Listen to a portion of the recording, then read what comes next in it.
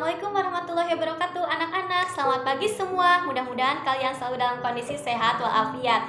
Meskipun kita belajar secara daring seperti ini, mudah-mudahan kalian selalu tetap semangat dan kalian siap untuk beraktivitas dan menyimak materi hari ini. Dan semoga setelah kalian menyimak video materi ini, ada sebuah materi yang kalian tangkap setelah kalian menyimak video yang Ibu tayangkan. Masih bersama Ibu Muti di sini, kalian akan belajar tetap dengan sejarah peminatan materi lanjutan dari hari kemarin. Nah, sebelum kita menginjak kepada materi pokok utama hari ini, alangkah lebih baiknya bagi yang belum subscribe silahkan subscribe, dan bagi yang belum like silahkan like, karena dukungan kalian sangat berperan penting dalam kemajuan channel ini. Dan semoga kelak channel ini bisa mengedukasi siapapun yang melihat dan bisa bermanfaat bagi siapapun yang menontonnya. Terima kasih bagi yang sudah mensubscribe. Semoga apa yang kalian lakukan bisa menjadi salah satu catatan kebaikan bagi kalian sendiri. Amin. Oke, untuk hari ini bahasan utamanya adalah mengenai ciri pokok pemerintahan Orde Baru. Sebelum kita menginjak kepada ciri-ciri pokok pemerintahan Orde Barunya, alangkah lebih baiknya terlebih dahulu kalian tahu apa itu Orde Baru. Orde Baru adalah sebutan utama bagi pemerintahan Presiden Soeharto, yang sebelumnya penamaan dari pemerintahan sebelumnya adalah Orde Lama. Nah, kata Orde Baru sendiri, kalian ingatnya adalah di sana kata kuncinya, yakni pemerintahan mengenai Presiden Soeharto, ya. Dan Orde Baru merujuk kembali kepada tatanan baru dan memurnikan kembali Pancasila dan Undang-Undang Dasar 1945, serta berupaya untuk menghapus segala sesuatu yang berkaitan dengan unsur PKI. Nah, sekarang kita akan belajar mengenai ciri-ciri pokok pemerintahan Orde Baru. Apa sajakah itu? Di sini Ibu hanya akan membahas 4 pokok ciri pemerintahan Orde Baru. Kenapa hanya 4? Supaya kalian tidak terlalu pusing. Dan ini 4 pokok ciri pemerintahan Orde Baru, diantaranya adalah 1. Dwi fungsi ABRI. Ibu yakin kalian sudah mendengar kata dwi fungsi ABRI. Kalaupun belum pernah mendengar, insya Allah hari ini kalian mendengar. Nah, dwi fungsi ABRI adalah nama atau istilah suatu kebijakan, suatu ciri khas dari Orde Baru, yang dimana peran ABRI bukan hanya untuk menjaga kestabilan negara, tapi ABRI atau tentara saat itu berhak untuk masuk ke dalam kancah konstitusi dan juga berhak untuk masuk ke dalam birokrasi politik. Nah, birokrasi pemerintahan masuk ke dalam politik itu boleh. Bahkan dalam bukunya Reflect juga pernah menjelaskan, kalian bisa melihat dalam bukunya Reflect, bahwa sekitar tahun 1968 terdapat 17 provinsi yang dipimpin oleh kalangan militer, ya. Jadi intinya dwi fungsi ABRI adalah bahwa peran TNI itu ada 2. Bukan hanya sebagai menjaga kestabilan negara atau keamanan negara, tapi TNI itu berhak untuk masuk ke dalam kancah birokrasi pemerintahan, masuk ke dalam politik itu boleh. Jadi pada masa Orde Baru, TNI itu atau ABRI itu saat itu benar-benar mendapatkan peran yang sangat istimewa, mendapatkan suatu posisi yang sangat istimewa. Jadi rangkap jabatan atau 2 posisi utama di sana. Nah, yang kedua, ciri pokok utamanya yang lain adalah di sini adalah pemasyarakatan P4. Ibu yakin kalian baru mendengar kata pemasyarakatan P4. Ada yang tahu pemasyarakatan P4? Oke, yang dimaksud dengan pemasyarakatan P4 itu apa? Ibu yakin kalian baru mendengar istilah itu. Kalaupun kalian sudah mendengar, pasti lupa ya apa itu. Karena bagi kalangan milenial saat ini pasti istilah P4 itu banyak yang bingung apa itu sebenarnya gitu ya. Ya, pedoman penghayatan dan pengamalan Pancasila menjadi salah satu program utama dalam Orde Baru pada saat itu, pemasyarakatan P4. Kenapa harus seperti itu? Karena itu menjadi salah satu acuan pokok bagi Orde Baru saat itu, supaya nanti masyarakat bisa ada pedoman, dalam mempraktikkan nilai-nilai Pancasila ketika kehidupan berbangsa bernegara. Dan pada saat itu masyarakat diminta untuk memahami Pancasila sesuai dengan standar dari pemerintah saat itu.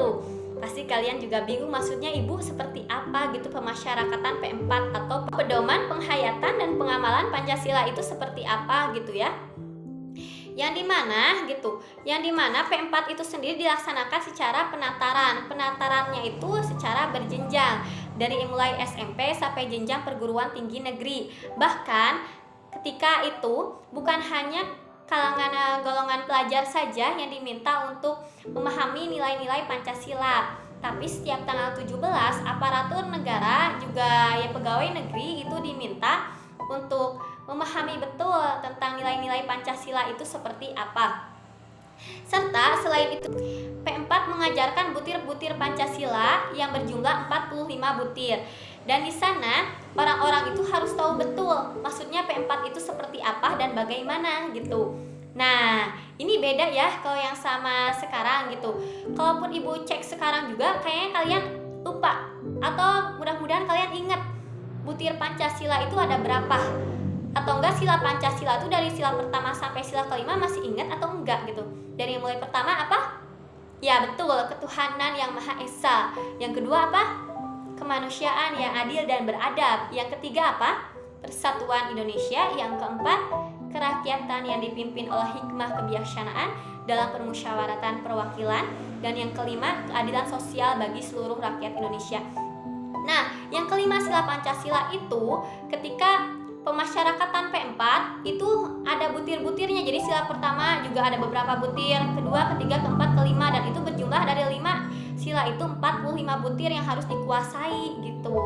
Dan masyarakat harus tahu betul elemen-elemen penting yang ada di dalamnya.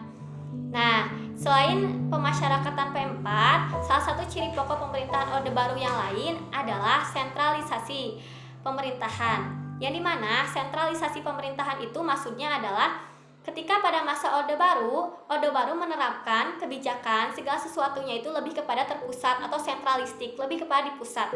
Jadi pengimbangan kebijakan segala sesuatunya itu di Jakarta. Bahkan pembangunan itu lebih fokusnya di Jakarta. Makanya di sini Ibu perlihatkan gambar kepada kalian itu di sini lebih kepada di sini ada Monas gitu ya. Di sini juga ada Bundaran HI gitu. Ada Istana Negara. Kenapa? Ini biar kalian gitu, biar kalian di sana langsung ingat bahwa ikon pada saat itu sentralisasi pemerintahan ya di Jakarta gitu, dan di Jakarta menjadi pusat pemerintahan, menjadi ibu kota gitu. Karena kenapa? Karena ya sentralisasi pemerintahan pada masa Orde Baru itu ya sangat kental. Jadi yang kota semakin maju dan yang daerah semakin terpinggirkan gitu, dan desentralisasi itu tidak merata pada saat itu. Dan yang terakhir adanya korporatisasi negara. Nah, ini pasti kalian bingung maksudnya apa korporatisasi negara itu gitu ya. Korporatisasi negara adalah suatu usaha yang dilakukan oleh pemerintah Orde Baru untuk mewadahi organisasi-organisasi atau kelompok-kelompok yang memiliki kepentingan-kepentingan tertentu. Misalkan di sini ada kelompok yang mewadahi tentang guru. Maka pemerintah pada akhirnya mewadahi elemen-elemen tersebut, kelompok itu tersebut menjadi nama PGRI. Nah, ada lagi yang kelompoknya itu untuk menyatukan pemuda. Nah, hingga akhirnya pemerintah Orde Baru saat itu membentuk KNPI gitu. Terus ada lagi juga Kopri yang nanti untuk menyatukan pegawai-pegawai negeri gitu. Nah, kenapa gitu? Kenapa pada akhirnya harus dikorporatisasi gitu? Supaya ada dukungan dari kelompok-kelompok tersebut. Kayak misalkan PGRI, kenapa pada akhirnya dimasukkan ke dalam korporatisasi negara pada masa pemerintahan Orde Baru?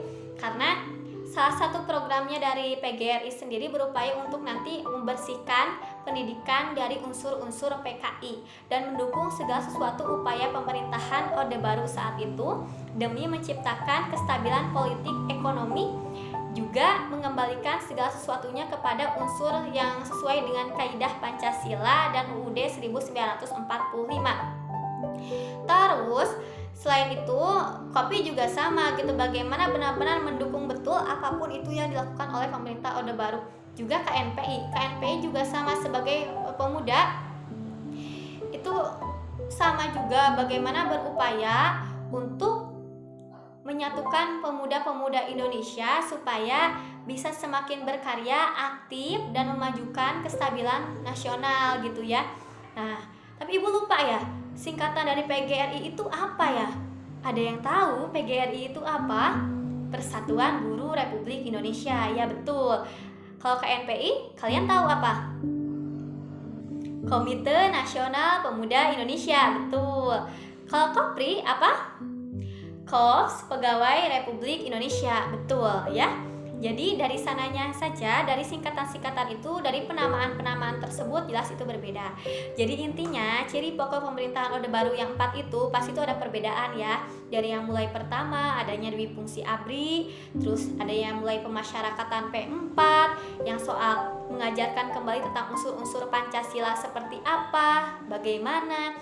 Terus yang ketiganya lagi ada sentralisasi pemerintahan, yang dimana pemerintahannya itu berpusatnya di Jakarta. Terus yang ketiganya ada korporatisasi negara.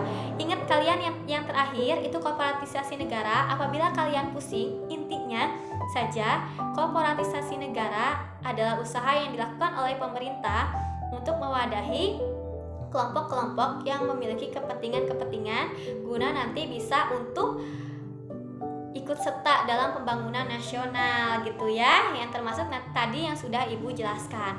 Mudah-mudahan ada yang bisa diambil materinya dari video Ibu kali ini dan semoga bermanfaat bagi yang menyimak. Oke, terima kasih, semoga bermanfaat, dan apabila ada yang ditanyakan silahkan kalian tanyakan, boleh di komentar, boleh juga nge-WhatsApp, silahkan. Assalamualaikum warahmatullahi wabarakatuh.